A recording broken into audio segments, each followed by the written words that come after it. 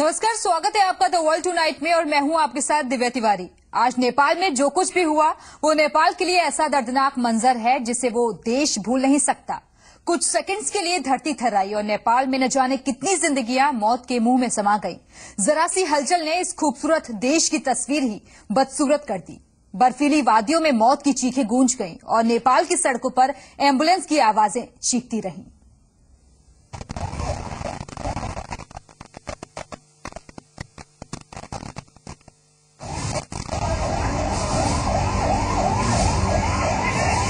शनिवार की धूप से दमकती सुबह दोपहर तक चीखों और खून के धब्बों से दागदार हो जाएगी, ये किसने सोचा था। लेकिन कुदरत को यही मंजूर था। दिन भर नेपाल की राजधानी काठमांडू की सड़कों पर एम्बुलेंस का सायरन गूंजता रहा। लोग मलबे में दबे अपने लोगों को तलाशते रहे। 81 सालों में आए सबसे बड़े भूकंप ने हिमालय की गोद में बसे खूबसूरत देश की तस्वीर बदनुमा कर दी है। रिक्टर स्केल पर 7.9 के भूकंप से काठमांडू में कई पुराने मंदिर और इमारतें ढह गई। काठमांडू का धरहरा टावर भी भूकंप के शक्तिशाली झटकों से मलबे के ढेर में तब्दील हो गया। जितने भी पुरानी इमारतें, मंदिरें हैं, पर्सनल बिल्डिंग्स हैं, काफी जैसे नुकसान है। फिर कौन सा तराई इलाका या काठमांडू, कौन से इलाके ऐसे जो ज्यादा प्रभावित? काठमांडू वैली में ज्यादा है। इसके बाद में आपके जैसे पोखरा है और एडजॉइनिंग डिस्ट्रिक्ट काठमांडू वैली। करीब 30 मिनट के अंदर आए दो झटकों में काठमांडू के ऐतिहासिक मीनार धरहरा भी जमींदोज हो गई।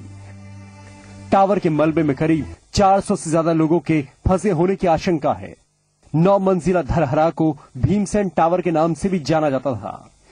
ये जगह नेपाल के टूरिस्ट प्लेसेस में से एक है। यही वजह है कि धरहरा टावर में कई विदेशी पर्यटकों के भी फंसे होने की आशंका है। मलबे में फंसे लोगों को बचाने के लिए रेस्क्यू ऑपरेशन अभी चल रहा है। हेलीकॉप्टर के जरिए राहत के काम पर नजर रखी जा रही है। भूकंप में इमारतें ढहने से जख्मी लोगों को अस्पताल ले जाया गया, लेकिन अस्पतालों में लोगों की ज्यादा भीड़ होने की वजह से सड़कों पर ही घायलों को फर्स्ट एड दिया गया। नेपाल में भूकंप से अब तक सैकड़ों लोगों की मौत होने की खबर है। जनकपुर के प्रसिद्ध जानकी मंदिर को भी नुकसान हुआ है। नेपाल के राष्ट्रीय रेडियो ने और झटकों की आशंका के चलते लोगों को घर से बाहर रहने की चेतावनी दी है। बताया जा रहा है कि नेपाल में अब तक भूकंप के 15 से ज्यादा झटके आ चुके हैं।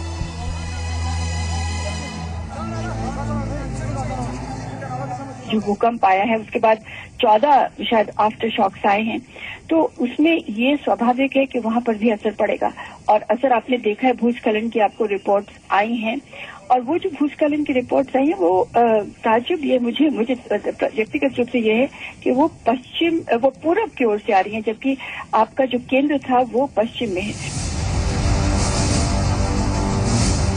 नेपाल में आए भूकंप के जलजले से कई जगहों पर सड़कों में दरार आ गई। नेपाल की राजधानी काठमांडू में भूकंप के बाद मंजर कुछ ऐसा था।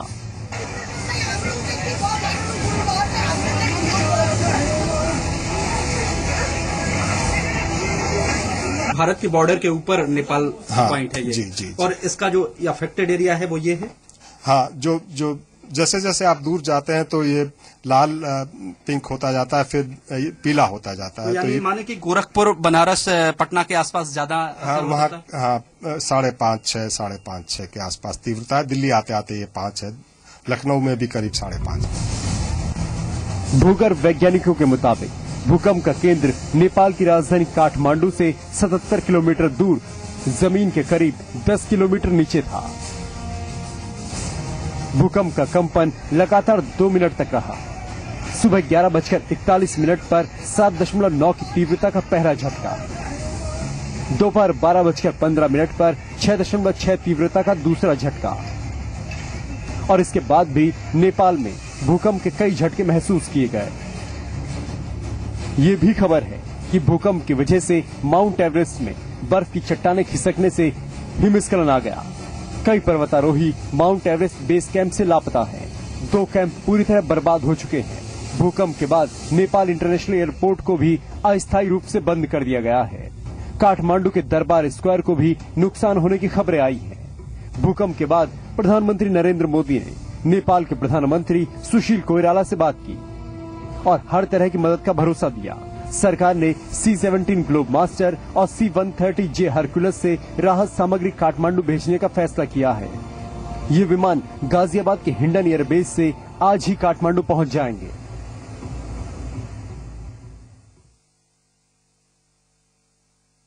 आश्वस्त किया और जो भी अधिकतम सहायता है वो भारत के द्वारा नेपाल को भेजी जा रही है।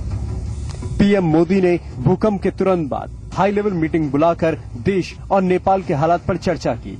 मोदी ने नेपाल और भारत में जरूरतमंद लोगों की मदद की बात भी की।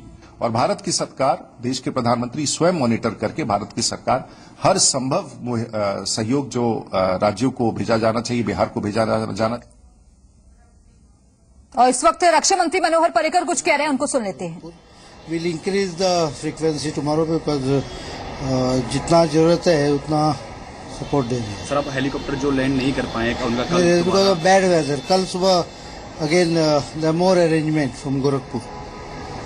और असेसमेंट थोड़ा करना चाहिए, असेसमेंट चालू है और क्या जरूरत होगी, बिकॉज रिपोर्ट्स केवल काठमांडू और नजदीक के आ रहे हैं, लेकिन रिमोट एरिया में अगर कुछ जरूरत होगी तो we will press in any kind of assistance as already communicated and stated by prime minister. Sir, Bihar में भी सर सिचुएशन, हाँ, बिहार में भी सिविल जो एडमिनिस्ट्रेशन है उनको मदद करने को मैंने आर्मी को डायरेक्शन दिए। जो लोकल वहाँ के मिलिट्री यूनिट्स है वो कर लेंगे जैसी उनको जरूरत है। तो सर, अब तक सर कितने टोटल प्लेन इंडिया से जा चुके हैं नेपाल? मेरे हिसाब से मैं टेक ऑफ इसमें बैठा था उस समय कुछ 3 टेक ऑफ किए थे, चौथा लोडिंग चालू थी। Thank you sir. तो नेपाल से रेस्क्यू करके भारतीयों को लाया जा रहा है। इसी के चलते रक्षा मंत्री इस पर बोल रहे थे और साफ तौर पर उन्होंने कहा है कि जहां पर अभी तक मदद नहीं पहुंची है वहां पर कोशिशें की जा रही हैं और जो लोग अभी भी फंसे हुए हैं उनको निकालने की कोशिशें लगातार जारी हैं।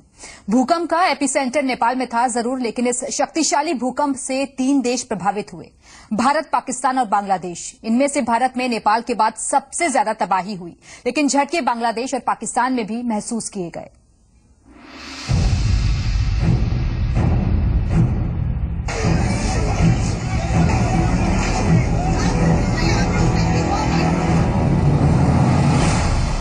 नेपाल में उठी भूकंप की लहरों ने दक्षिण एशिया के 3 देशों को हिलाकर रख दिया। नेपाल के साथ साथ भारत समेत पाकिस्तान और बांग्लादेश भी आज ज़लज़ले से भर्रा उठे। हालांकि सबसे ज्यादा नुकसान नेपाल में हुआ है, लेकिन भारत भी कम प्रभावित नहीं हुआ। नेपाल में भूकंप से मरने वालों की संख्या में बढ़ोतरी होती ही जा रही है। सैकड़ों इमारतें जमींदोज हो चुकी हैं और मलबे में अब भी सैकड़ों लोगों के फंसे होने की आशंका है। हर जगह अफरा तफरी मची हुई है और हालात यहाँ तक बिगड़ चुके हैं कि घायलों का इलाज बीच सड़क पर किया जा रहा है। भूकंप में नेपाल की कुतुब मीनार कही जाने वाली मशहूर इमारत धरहरा जमींदोज हो चुकी है। नेपाल के बाद भारत में भूकंप का असर सबसे ज्यादा हुआ। गुजरात, राजस्थान से लेकर दिल्ली और उत्तर प्रदेश तक भूकंप के झटके महसूस किए गए। सबसे ज्यादा नुकसान नेपाल से सटे बिहार के इलाकों में हुआ है। अब तक 50 से ज्यादा लोगों के मारे जाने की खबर आ चुकी है। कहा जा रहा है कि मौत का आंकड़ा और बढ़ भी सकता है। भारत के साथ साथ भूकंप का असर पाकिस्तान के उत्तर पूर्वी हिस्सों में भी महसूस किया गया। लाहौर में भी महसूस हुआ भूकंप का असर। पाकिस्तान के अलावा बांग्लादेश में भी भूकंप के झटके महसूस किए गए। भूकंप की वजह से चारों ओर अफरा तफरी मच गई और लोग घर से निकलकर सड़कों पर इकट्ठा होने लगे। यूनिवर्सिटी कैंपस में स्टूडेंट बाहर निकलकर मैदान पर आ गए। ब्यूरो रिपोर्ट, जी मीडिया। नेपाल से 55 भारतीयों को दिल्ली लाया गया है। इन लोगों ने बताया कि भूकंप के दौरान क्या मंजर था। हालात खौफनाक है, वहाँ लोग भयभीत हैं। नेचुरली बहुत एक सदमा तो लगा हुआ है। काठमांडू को और नेपाल को बहुत जबरदस्त धक्का लगा है। हम तो जहाँ थे वो तो सारा काठमांडू हिल रहा था। मैं 2 मिनट तक तमिल एक जगह है, वो जगह में मैं देखता है मेरा हाथ में देखा है ऐसा करके, और बाद में वो घर के जाएगा, अंदर जाएगा, सेफ होकर बैठेगा, वो बिल्डिंग भी ऐसा वो 40 सेकंड्स ऐसा होता है। और बाद में बहुत डर लगता है। मैं बाद में बाहर ऐसा फील्ड है ना, फील्ड के आगे हम एक जगह थामेल में थे। It's a market area. We were just shopping and by the time all the lights cut off, and I asked him, "Is this the way the generators get on?" But he said, "No, madam, ये भूकंप है, आप बाहर जाइए." Some of the buildings all गिर गया। सब जगह जा रहे थे, लोग जा रहे थे ओपन स्पेस के लिए। नेपाल के भूकंप का असर दुनिया की सबसे ऊंची चोटी माउंट एवरेस्ट पर भी पड़ा है। हिमस्खलन से माउंट एवरेस्ट के बेस कैंप में 18 पर्वतारोहियों की मौत हो गई। भूकंप ने माउंट एवरेस्ट को भी जोर का झटका दिया और उसके बाद आए एवलांच ने पहाड़ के नीचे मौजूद बेस कैंप का नामो निशान मिटा दिया है।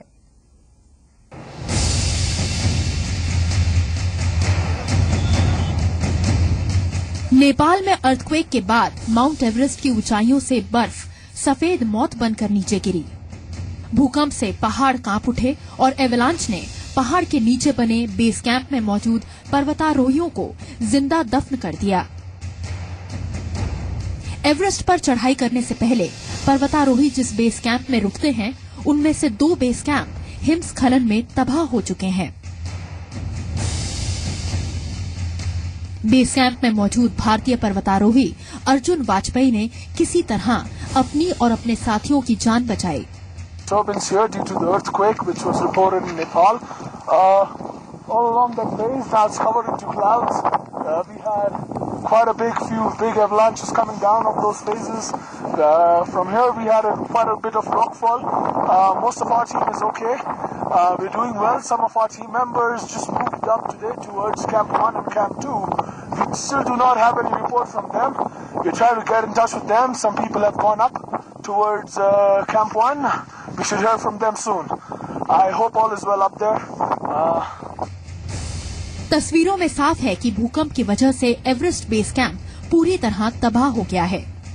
आशंका है कि मरने वालों की संख्या और बढ़ सकती है। ब्यूरो रिपोर्ट, जी मीडिया। नेपाल और देश के मंजर ने हर आंखों में दहशत भर दी है, लेकिन आखिर क्या है इस भूकंप के पीछे और धरती के डोलने का राज, इससे भी आपको रूबरू करवाते हैं।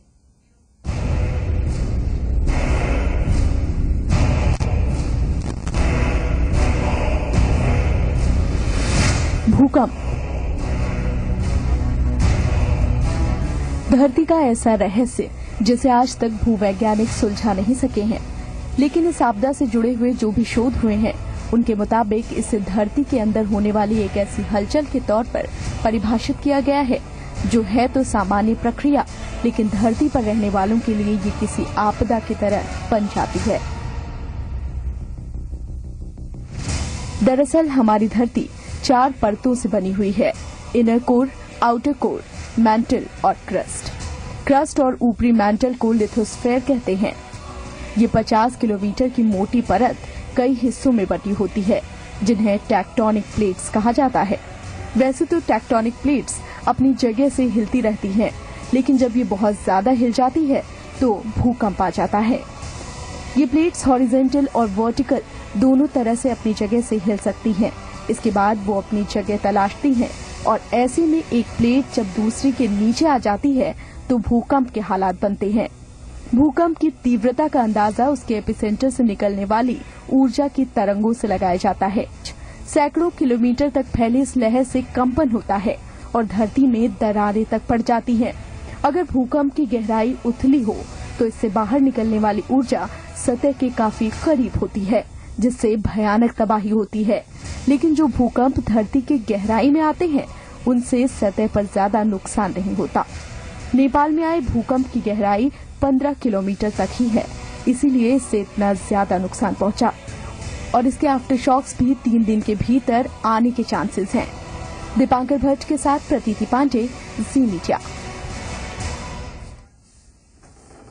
भौगोलिक विशेषज्ञ भी मानते हैं कि देश में हिमालयन जोन सबसे ज्यादा अर्थक्वेक प्रोन एरिया है, जिससे हिमालय की तलहटी में और हिमालयन जोन में बसे शहरों में भूकंप आने का खतरा सबसे ज्यादा बढ़ जाता है। लेकिन ऐसा है क्यों? देखिए इस रिपोर्ट में।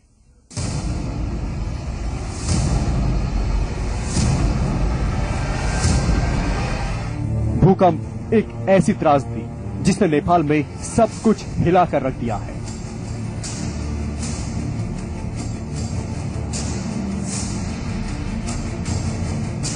नेपाल में आए भूकंप ने भारत के कई राज्यों को भी दहला दिया और नुकसान भी हुआ।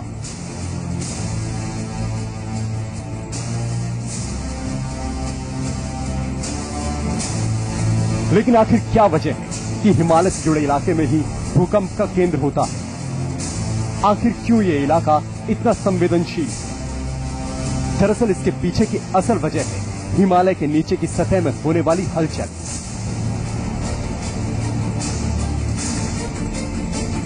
ऐसी हलचल जो कई बार इस तरह तबाही का मंजर सामने लाती है। भूवैज्ञानिकों की माने तो धरती अलग अलग सतहों में बटी है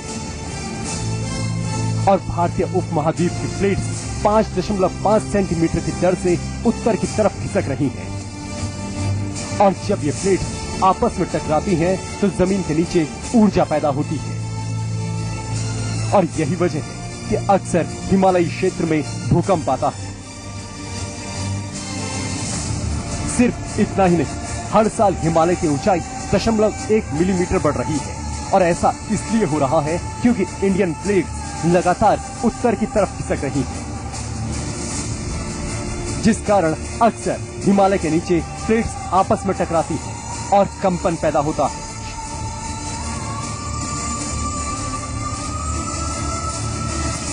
हिमालयी क्षेत्र में हर साल करीब 2000 से ज्यादा भूकंप के झटके आते हैं, लेकिन रिक्टर स्केल पर उनकी तीव्रता बेहद कम होती है।